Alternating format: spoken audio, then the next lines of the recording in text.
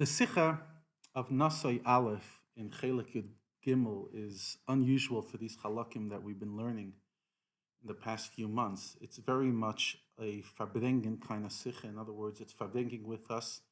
It's a very easy, relatively easy Sikha to learn, but obviously a very hard Sikha to implement.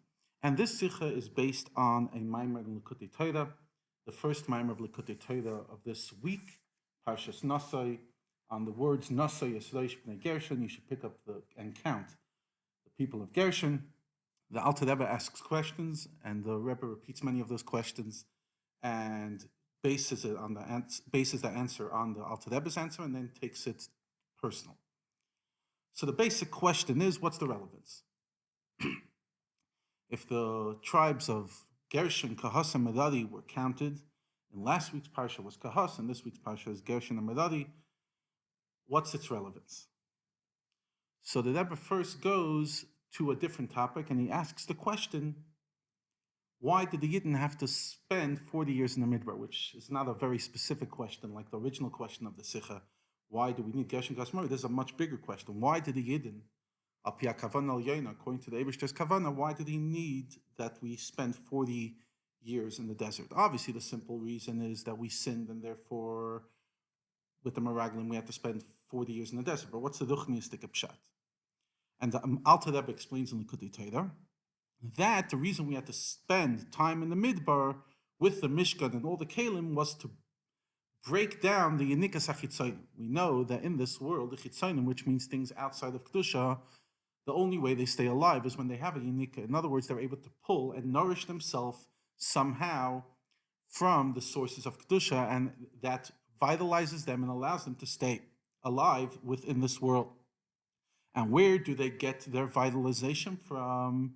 That is from the Midbar. The Midbar symbolizes a place which has no spirituality and no Kedusha, and that's where they get their vitality from.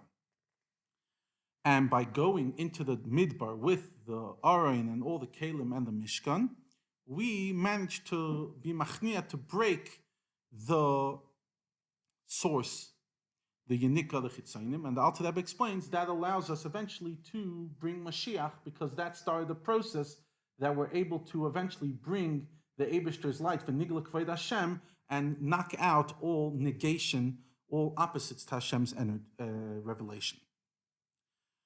And obviously a Midbar has two characteristics, at least the way Chassidus looks at it. Number one, there's no people there. And now we had 600,000 people there. Number two, there's no life. And now with Be'eda Shal Miriam, with the well of Miriam, we had life as well. Comes the Rebbe now in Ois Gimel, and that's really the Farbrengen. The Rebbe brings it home and says, each and every one of us has the Midbar in our own hearts, as the Alter Rebbe explains as well.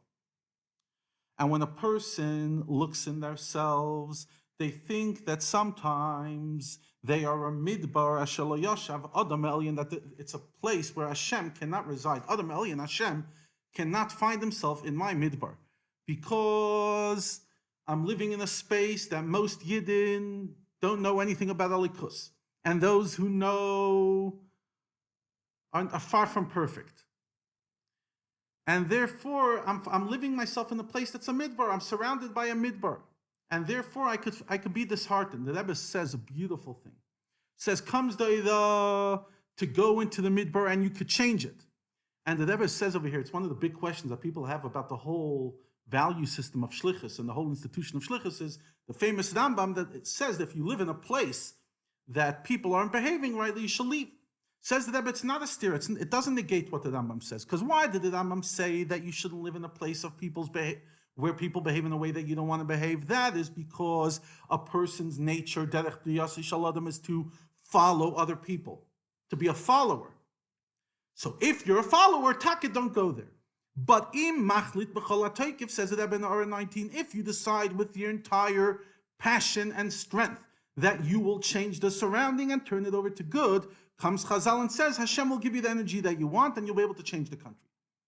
So just like the Yidden went into the Midbar, and according to Hashem's command, they were able to turn the Midbar into a Makam Yishuv, a place of settling. In other words, they were able to turn it into a place of Ruchnius. So too, each and every one of us can go to wherever we live, even if the place feels spiritually as a midbar shamim, as a void, an empty desert.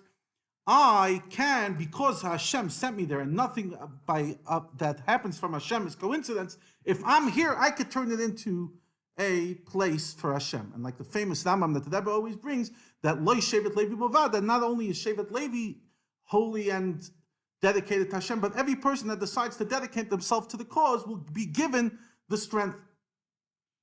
And how does the strength happen? Just like by Gershon, what did Hashem do? Hashem counted them.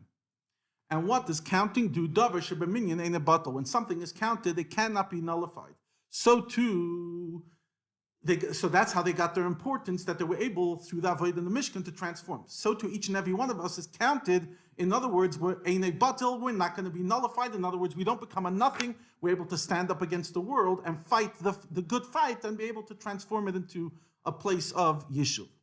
Says the Rebbe, that's not only about how to deal with other people, this is more so how to deal with yourself. When a person makes a cheshbon, a true cheshbon nefesh, they make a real accounting of where they're holding. Sometimes, what is the total? They look at the sachakel.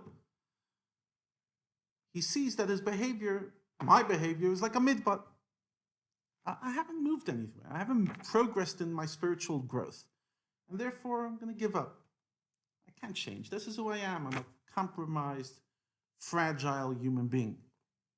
And I tried, and I made mistakes, and sometimes I made a mistake more than once, and it became my nature. Comes the Rebbe and says another Heda. When did Shevet Levi start getting counted? When did they start doing their avodah? Only at the age of 30.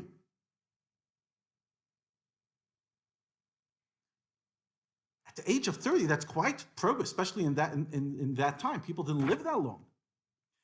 What's the lesson? The lesson is that even though for 30 years, or 40 years, for 30 years you didn't do anything and you weren't worthy of carrying anything in the Mishkan and doing your work, nevertheless, you can transform your world. Just like the Levi was able to transform the Midbar, but it only started at age 30, so to you, no matter what age you are, you can transform your world.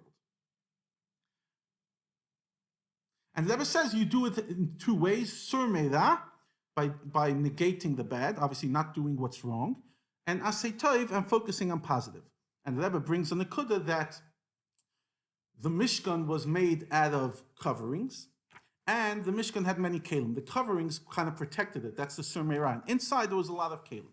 There was a lot of vessels, and that symbolizes the asay tov, the positive. But for me, the hida that I'm taking out of the sikha is ois dalid.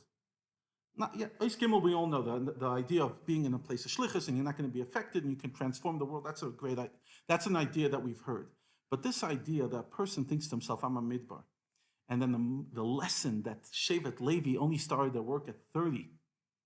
And if I can add my own words, Avram Avinu really started his work at 75. Moshe Rabbeinu only started his work really at 80. In other words, a person thinks that I am not worthy. Comes the sikha based on Parshas Naso Tavshin Lamed Beis and tells each and every one of us, you can and you will and you're able, regardless of the space that you put yourself in or that Hashem put you in, you can transform your inner midbar into a place where Hashem can reside. And please God, if each and every one of us could take this in and truly transform our inner midbar, then please God, that we could have a shachanti b'soicham, Hashem could rest inside of us and obviously rest in the entire world, because the private geula that each and every one of us has in ourselves brings to the geula klalis, the general geula for each and every one of us.